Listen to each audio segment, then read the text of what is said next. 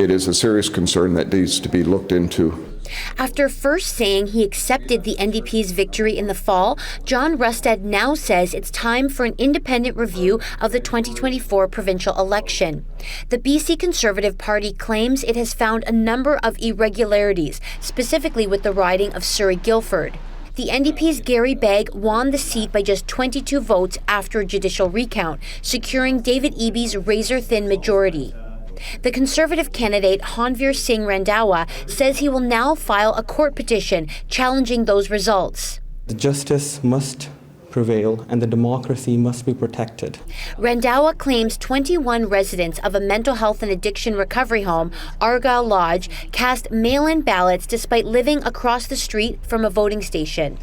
Randhawa's complaint to Elections BC alleges a third party told residents how to complete their mail-in ballot packages, including who to vote for. The complaint also notes the home's manager donated to the NDP in 2023.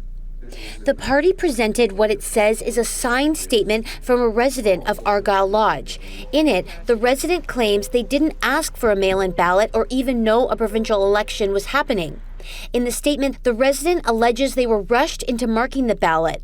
"I do not know who I have voted for," the statement reads. "I marked the ballot where they pointed it, and I was led to believe I had no choice but to mark the ballot, otherwise I feared I would be kicked out of the home."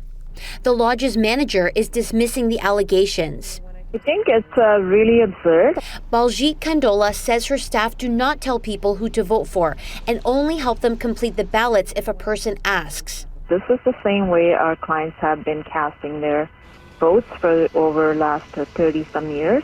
Never an issue. Kandola adds she spoiled her own ballot. Elections BC says it is reviewing Hanveer Randhawa's complaint to determine if a full investigation is needed. John Rustad also says he heard stories of non-Canadians voting in the election, but he did not provide evidence to support that. However, that's something that we can't prove, because obviously no one's going to be coming forward and putting up their hand saying, please have me eligible for a fine and put me in jail. The Premier is skeptical of Rustad's claims. Yeah, I mean, it's all a little bit cringe, I've got to say.